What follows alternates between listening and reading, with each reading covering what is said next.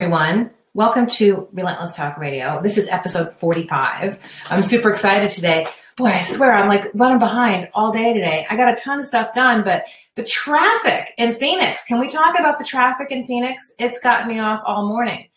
There's cones everywhere. It's just crazy. So no matter where you go, there is nutty, crazy traffic. So if anybody is sick of the traffic and doesn't understand why we have to do all of the traffic at the same time, let me know.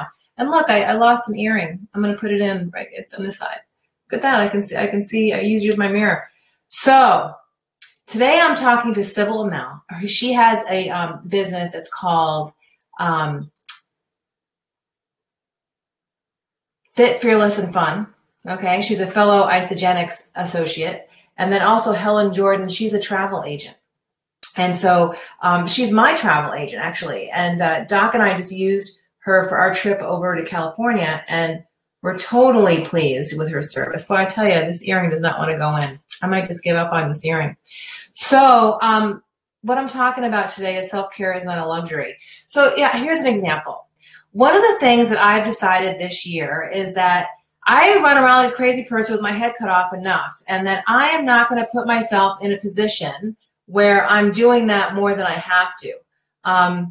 A couple of years ago, I had a couple car accidents in a couple of years, like just silly fender benders. And when I look back on what my part in it was, is I was allowing my life to run me as opposed to me running my life. Have you ever done that? Have you ever gotten so caught up in your business and what you're doing and your relationship that you stop taking care of yourself and things start to happen like car accidents and you get sick and, you know, things start to happen, right? So what I want to talk about today, and I'm going to check in with Sybil and Helen about this, is how self-care really is not a luxury. It's absolutely the most important thing that you will ever do for yourself is to take care of your emotional, mental, and physical well-being, and spiritual, quite frankly. Because if you haven't got yourself, then really the rest of it falls down around you. Have you ever noticed? So this year I've gone through like just a crap ton of change, you know, I sold my home and I moved, and then Doc and I decided 6 months later that I was going to move into the new condo in North Phoenix. And so I moved again. And in that entire time, what I realized is that I had to slow everything down. Everything had to get really slow.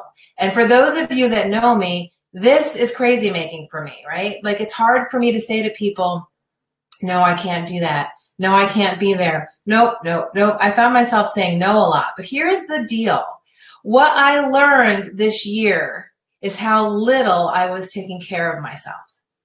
And oh, there goes my earring again. Look at that. I'll get it later. So the deal is that, you know, we think that self-care is a luxury. You know, going to get a massage, having lunch with girlfriends, all these fluffy things that we think are so not important. But the reality is if you don't take care of yourself, you can't take care of your business, you can't take care of your spouse or your partner, you can't take care of your kids, you can't take care of the church community. You can't give from an empty cup. So as far as I'm concerned, when I'm time blocking, the very first thing that I put into my time block is my emotional, spiritual, physical well-being items. So getting to the gym, getting to yoga, making sure I have time to eat, making sure that I'm not leaving no time to get between point A and point B and I'm stressed out in the car. You know, making sure that I have time to pray, I have time to meditate, I have time to write, I have time to make art. And then after I do those things, then I fill my life in. And that has always been the way I've done things. But I think this year the big shift is that this slowdown period that I was forced to go through because I was rebranding my business and moving and selling my home and buying the condo and doing all these things that slowed me down in ways that drive a type A personality like me crazy, also taught me that self-care is something that as much as I was preaching that I needed to do self-care, I wasn't doing it well enough. So I'm going to talk with Sybil today about it. Sybil is a fellow Isogenics consultant, and so she's a top leader in the company, and I'm really interested to hear what she has to say about that and what she has to say about her business. And I'm also going to talk to Helen Jordan about this. So Helen Jordan left a corporate life, and she moved on to have a travel business of her own. And travel, I think sometimes people think that travel is a luxury. So what I learned when I traveled to California and it was just after Doc's appendix operation. And I had just completed my first bikini competition, and we really rested. You know, we stayed in this really great place outside of Santa Barbara. I don't even want to tell you where it was because it's such a cute little place. I don't want the whole world to know about it, but I'll tell you anyway. It was the Cliff House right in Muscle Shoals on the way to Santa Barbara. And we opened the windows and we heard the ocean, and we slept and we ate and we just hung out. Like, of course, you know, both of us, he's eating like a ton because he's keeping muscle on, and I'm eating sensibly, but we just really enjoyed ourselves. And when I came back, I had a new sense of, oh yeah, that's why people go on vacation. I really think it was the first vacation I've gone on where I really truly disconnected. I put my phone down. I really just disconnected from the world, and I got the benefit of having a vacation.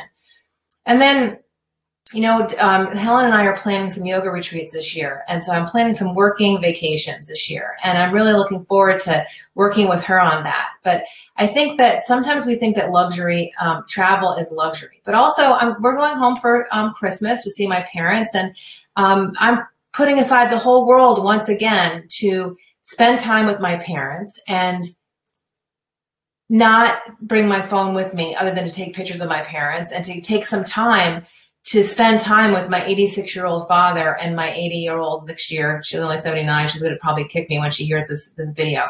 But to spend time with them and find out what it is that I'm missing out on while I'm here in Vermont, or here in Arizona, and they're in Vermont. It'll be 14 months since I saw them. And so travel is not a luxury. So I'm looking forward to hearing what Sybil and Helen have to say. So sign out of here, go on over to just kind of hang out if you're on Let's Talk Radio already, and listen to what these two lovely ladies have to say about how self-care is not a luxury. All right, come back soon.